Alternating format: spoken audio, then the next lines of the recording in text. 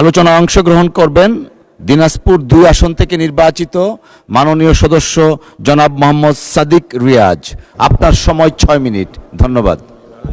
বিসমিল্লাহির রহমানির রহিম। মাননীয় স্পিকার, আপনাকে ধন্যবাদ। দীর্ঘদিন পরে হলেও আমি আজকে সুযোগ পেয়েছি প্রথম কথা বলার জন্য এই মহান সংসদে। তাই আমি প্রথমে স্মরণ করতে চাই, শুকরিয়া আদায় করতে চাই মহান রাব্বুল আলামিনকে, যিনি আমাকে এই মহান সংসদে আসার সুযোগ করে দিয়েছেন, তৌফিক দিয়েছেন। আমি আজকে এই সংসদে এসেছি আমার এলাকা দিনাজপুর ২ বিরল বোচাগঞ্জ। এই আসনের সকল স্তরের মানুষের ভোটের কারণে আমি তাই তাদেরকে স্মরণ করতে চাই, তাদেরকে ধন্যবাদ কৃতজ্ঞতা জানাতে চাই। আমি স্মরণ করতে চাই ৫২, ৭১ এবং ৫ই আগস্টে যারা জীবন দিয়েছে আমাদের দেশের জন্য, ভাষার জন্য এবং এই ফ্যাসিস্ট বিরোধী আন্দোলনের জন্য যারা জীবন দিয়েছে, আমি তাদের সকল শহীদের প্রতি আমি সম্মান, শ্রদ্ধা এবং তাদের সকলের রুহের মাগফিরাত কামনা করছি। মাননীয় স্পিকার, আমি বিরল এবং বোচাগঞ্জ দিনাজপুর ২ আসনের নির্বাচিত প্রতিনিধি হয়ে আমার এলাকার কিছু কথা বলতে চাই। তার আগে আমাদেরকে কথা বলতে বলা হয়েছে আজকে মহামান্য রাষ্ট্রপতির ভাষণের ধন্যবাদ জ্ঞাপনের জন্য।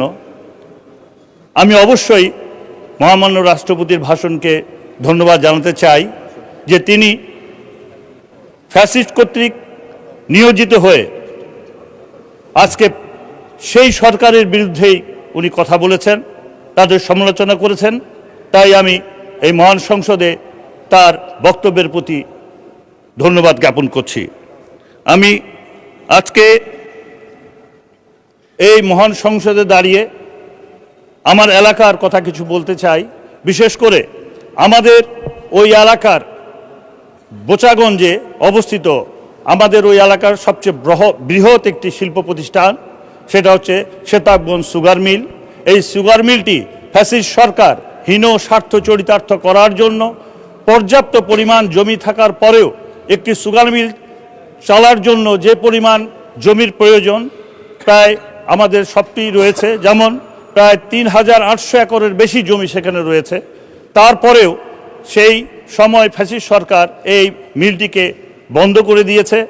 আমি আজকে এই বক্তব্যের মাধ্যমে মাননীয় প্রধানমন্ত্রীর দৃষ্টি আকর্ষণ করতে পারলে ভালো হতো, যদি উনি এখানে উপস্থিত থাকতেন।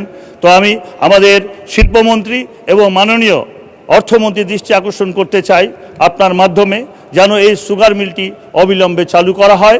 কারণ এই সুগার মিলটি চালু হলে আমাদের সেখানে বেকার সমস্যা অনেক সমাধান হবে। আমাদের এই সুগার মিলের পাশাপাশি আরও ৬টি সুগার মিল বন্ধ হয়েছে।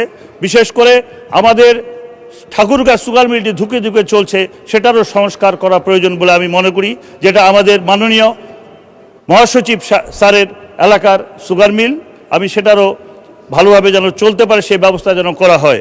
মাননীয় স্পিকার, আমি আজকে যারা গত ১৭ বছরে ফ্যাসিস্ট সরকারের সময় আন্দোলন সংগ্রাম করতে গিয়ে জীবন দিয়েছে, আমি তাদেরকেও স্মরণ করতে চাই।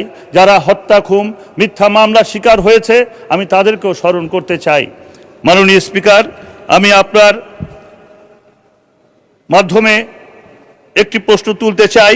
বাংলাদেশ উত্তরের জনপদ হিসাবে আমার এই সীমান্ত ঘেরা এলাকা বিরল এবং বোচাগঞ্জ, সেখানে অবাধে মাদকের ব্যবসা চলছে। আমরা মাদক নিয়ে প্রায় প্রত্যেকেই কথা বলি, কিন্তু মাদকটা কিভাবে নিয়ন্ত্রণ করা যায় সে ব্যাপারে কোনো আমরা প্রশ্ন করতে পারছি না বা উত্তর পাচ্ছি না। মাদক বিরোধী আমাদের অনেক আইন আছে, সেগুলোকে যুগোপযোগী করা উচিত। অনেক মাদক ব্যবসায়ীকে ধরা হয়, কিন্তু তারা আইনের ফাঁকফোকর দিয়ে কিছুদিনের মধ্যে বেরিয়ে এসে আবার সেই একই পেশায় তারা নিয়োজিত হয়ে যায়, যার প্রেক্ষিতে আমাদের দেশের যুবক সমাজ ধ্বংস হয়ে যাচ্ছে। মাননীয় স্পিকার, এই যুবক সমাজকে আমাদেরকে রক্ষা করতে হবে। আগামীর ভবিষ্যৎ এই যুবক সমাজ, এদেরকে আমাদেরকে সুস্থ রাখতে হবে। মাননীয় স্পিকার, আমি আপনার উদ্দেশ্যে বলতে চাই মাননীয় স্পিকার, যে আমাদের এলাকায় দিনাজপুর থেকে আমাদের এই ঢাকার দূরত্ব প্রায় ৪০০ 50 কিলোমিটার। এখানে যদি যাতায়াতের জন্য একটি বুলেট ট্রেন করা হয়, এতে আমাদের জন্য ভালো হবে, যাতায়াতের সুবিধা হবে। এছাড়াও আমি আমার এলাকায়, বিরল এলাকায়, আপনি জানেন মাননীয় স্পিকার, লিচুর জন্য বিখ্যাত। সেখানে পর্যাপ্ত পরিমাণ লিচু হয়, 100 কোটি টাকার উপরেও সেখানে বাণিজ্য হয়। সেখানে লিচু একটা অত্যন্ত ক্ষণস্থায়ী ফল, যার জন্য এই ফলটাকে আমরা বেশি দিন ধরে রাখতে পারি না।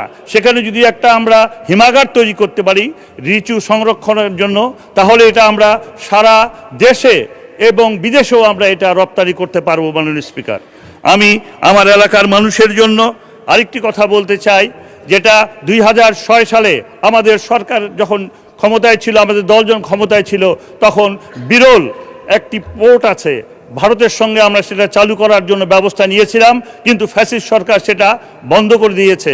মাননীয় স্পিকার, আপনার কাছে আমি 2 মিনিট সময় চাবো, আপনি অনেককে সময় দিয়েছেন। জি, 1 মিনিট সময় দেয়া হলো। মাননীয় স্পিকার, Continue আমি করেন। কিন্তু প্রধানমন্ত্রীর নানির এলাকার লোক, নানার বাড়ির এলাকার লোক। মাননীয় স্পিকার, আমাকে একটু মেহেরবানি করে 2 মিনিট সময় দিবেন, আপনার কাছে অনুরোধ থাকলো।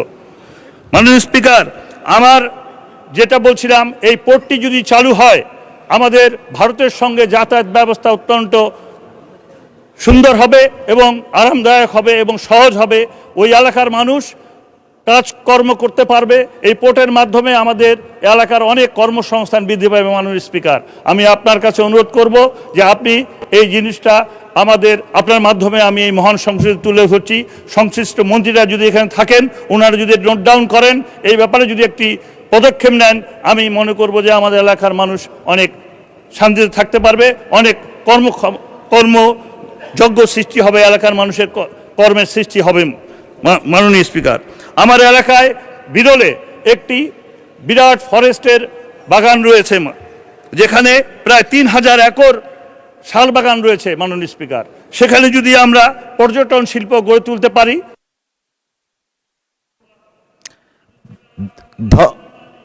ধন্যবাদ। হয়েছে তো? আচ্ছা, 1 মিনিট যান। ধন্যবাদ মাননীয় স্পিকার।